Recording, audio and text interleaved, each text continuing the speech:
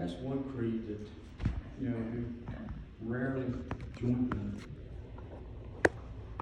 repeat with each other, but it's a very important creed. This morning, as we come here to worship, we're still on the topic of follow me. Last Sunday we were discussing the topic and about Eli and Simeon and how God calls. And sometimes we listen and sometimes we don't. Sometimes we just plain misinterpret about what God is trying to say.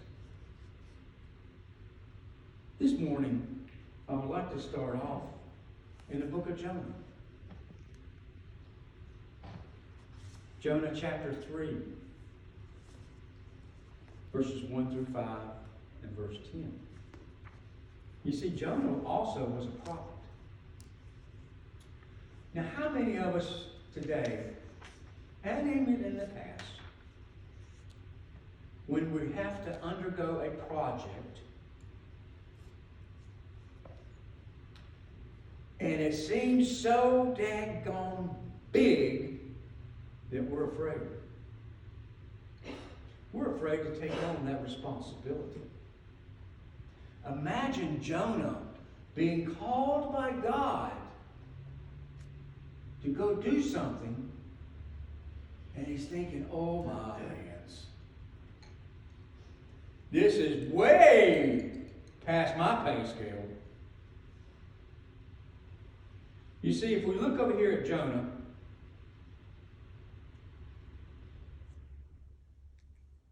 and we see from Jonah that Jonah was actually running away from God. He was called, spoken to go do a job, and he said, I can't do this. That was the first time that God had called Jonah. And what does Jonah do? See, Jonah was supposed to go to Nineveh, a huge city. And he was to proclaim God. But instead, he tucks his tail, jumps on a ship, and is getting out of Dodge.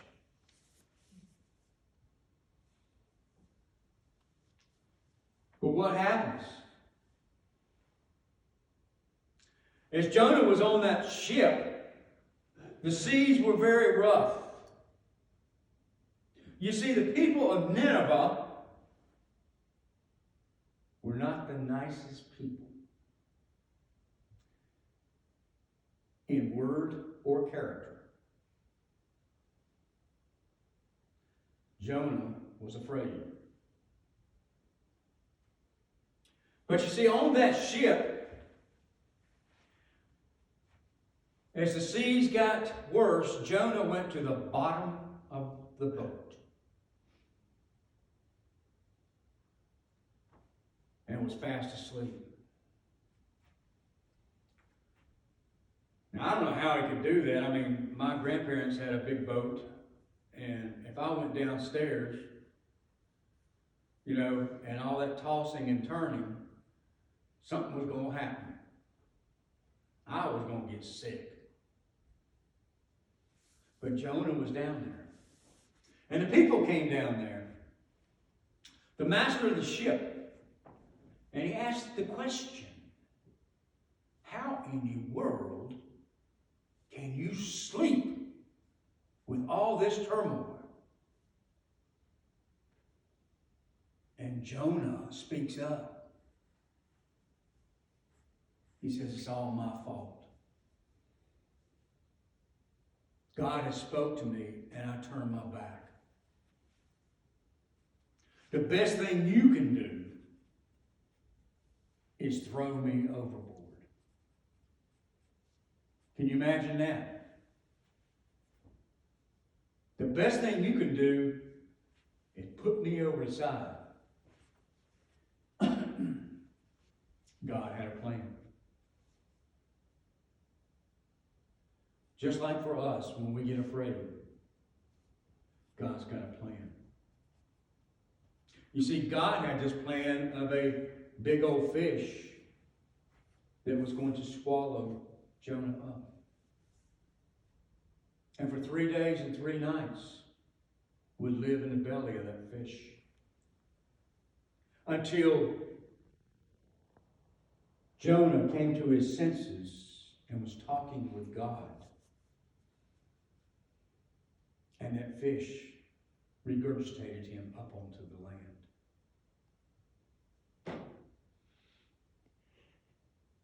It says here in chapter 3, the Lord's word came to Jonah a second time. Get up and go to Nineveh, that great city, and declare against it the proclamation that I am commanding you. And Jonah got up and went to Nineveh, according to the Lord's word. Now, Nineveh was indeed an enormous city, a 3 days' walk across it. Jonah started into the city, walking one day, and he cried out, just 40 days more, and Nineveh will be overthrown. And the people of Nineveh believed God.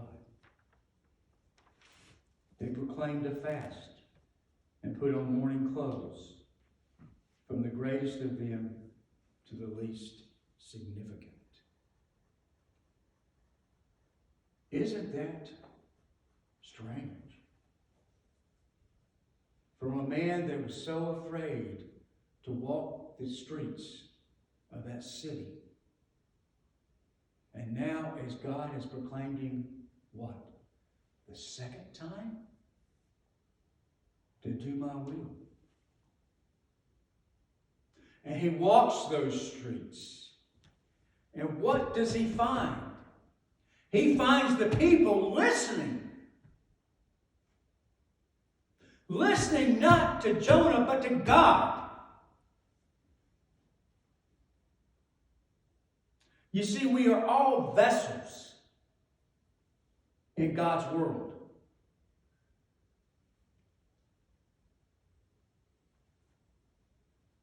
Verse 10 says, God saw what they were doing, that they had ceased their evil behavior.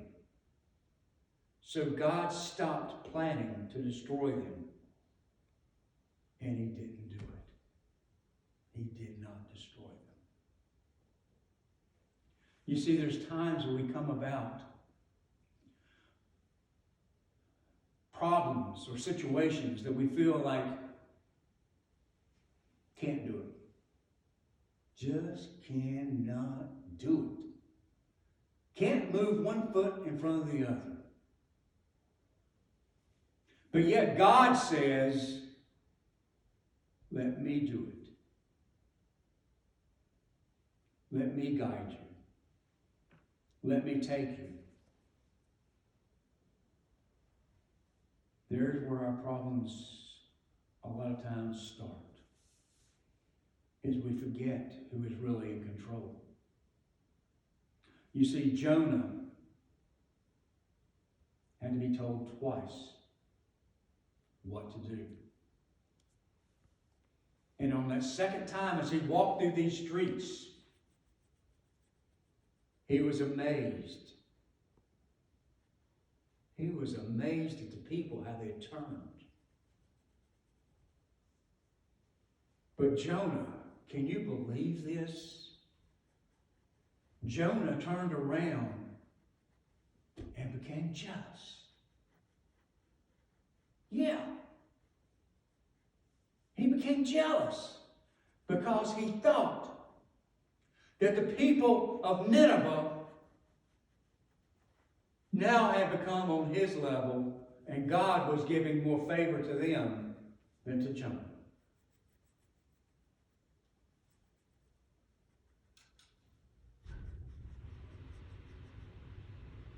Jonah said, the Lord responded, is your anger a good thing? But Jonah went out of the city and sat down east of the city. There he made himself a hut and sat under it in the shade to see what would happen to the city.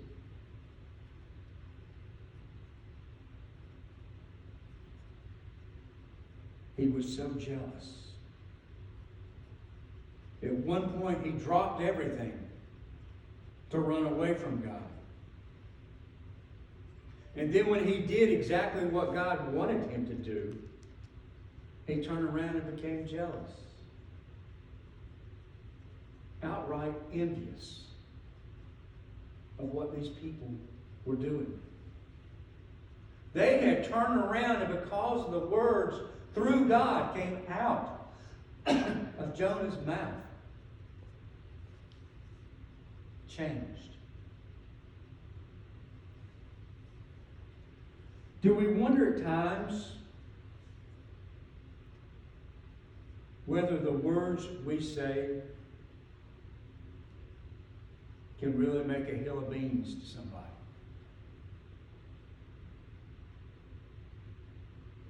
I'm thinking that if God's inspiring us, then there's got to be meaning behind it.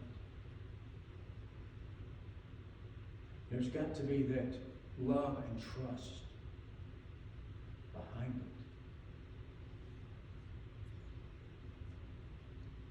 it. As we go over to the Gospel of Mark,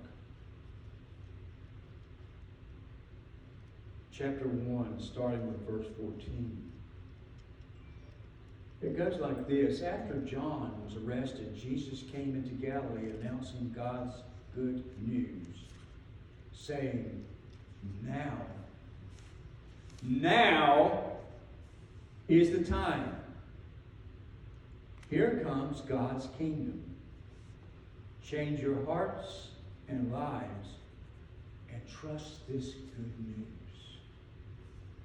What is the difference between the Gospel of Mark and what we're reading in Jonah?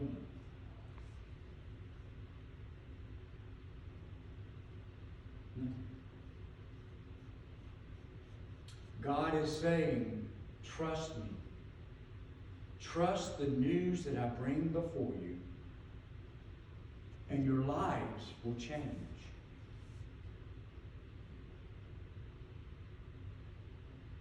As Jesus passed along the Galilee Sea, he saw two brothers, Simon and Andrew. They were fishermen, so they were throwing fishing nets into the sea. Jesus said, "Come, follow me, and I'll show you how to fish for people." Right away, they left their nets and followed him. After going a little further, he saw James and John, Zebedee's sons, in their boat repairing the fishing nets. And at that very moment, Jesus called them, and they followed him, leaving their father and the boat and the hired workers.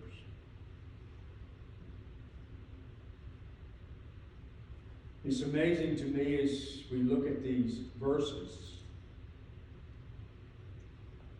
The prophet Jonah had to be called twice before he realized what he was to do. Jesus called these four men once. Once. And what did they do? something probably that we're not accustomed to. Drop what we're doing and walk with Jesus. We can make up so many excuses in this day and time. I've got this to do. I've got that to do. I've got to go over here. I've got to get this. I've got to do that. And yet, just like Jonah, we forget or we don't want to remember who is calling us. The neighbor that is reaching out. The brother, the sister, the son, the daughter that is reaching out. And we say, I can't do this. I just can't.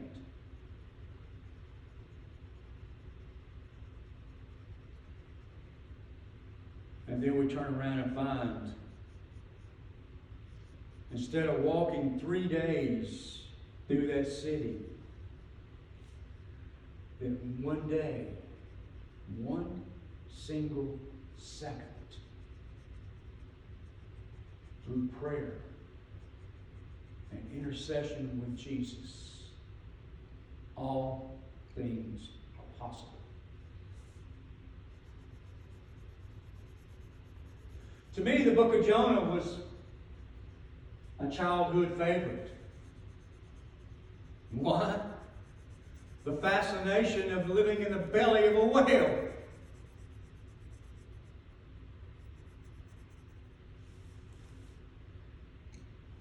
But what about the fascination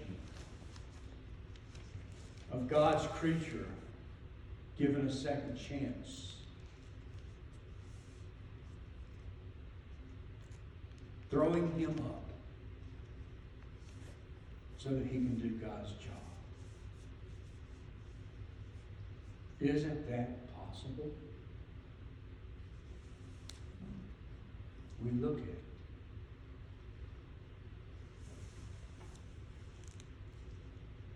Let me share this with you, if I may. God told Jonah to go to Nineveh to tell the people to stop doing evil.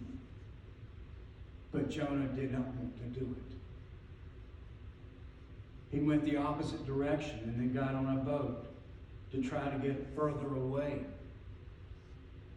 He wound up getting thrown out of the boat and into the sea. Now the Lord had prepared a great fish to swallow Jonah. And Jonah was in the belly of the fish 3 days and 3 nights. And Jonah prayed to the Lord, his God, from the belly of that fish. So the Lord spoke to the fish, not to Jonah, to the fish. And it vomited Jonah onto dry land. This time when God told him to go to Nineveh, Jonah went and warned them God would destroy the city in 40 days. And the people of Nineveh believed God. Not the messenger. They believed God. And God saw that they turned from their evil way. And God relented from the disaster that he had said he would bring upon them. And he did not destroy them.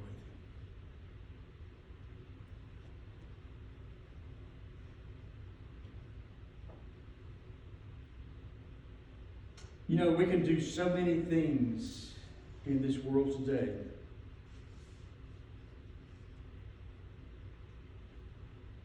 If we just allow God to take over. You know, tracking back, the sermon that Jonah was given the people of Nineveh consisted of 8 words. 8 words turned that city about. Now, is that God speaking, or is that Jonah speaking?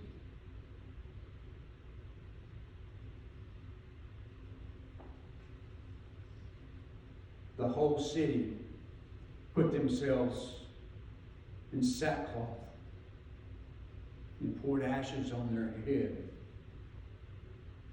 as they had found a new direction that was given to them through those 8 words.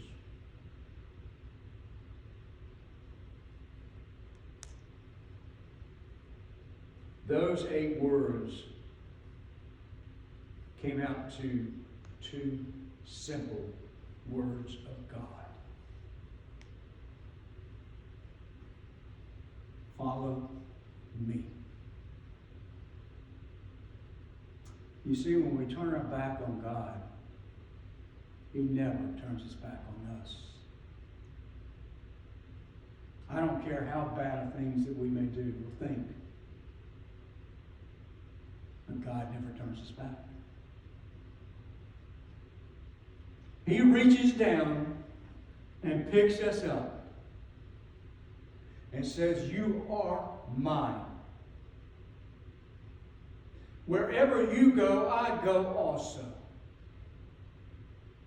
In the name of my Father, I will never forsake you."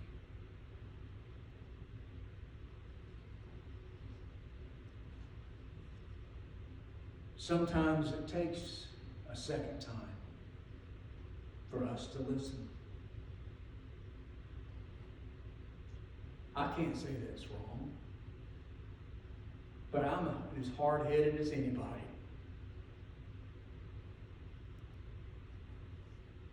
But I can say this. Just like the Gospel of Mark, when He calls, it is with sincerity and the love of follow me. God has a purpose for each and every one. His love is so huge. His forgiveness is so touching. His calling is that from above. It cannot be touched by anybody or anything else. It is the Father.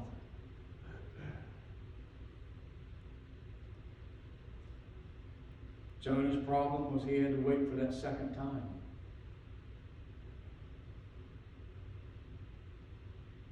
He was afraid. We have nothing to be afraid of. Because the God that we love, the God that we serve, the God that we worship, the God we hold up, is that magnificent, beautiful love of grace that will never, ever be extinguished. I don't care what man does, what man says. The glory of God is everlasting. The glory of God will defeat all evil. The glory of God will make pain go away when it hurts so bad. The glory of God, He shall return.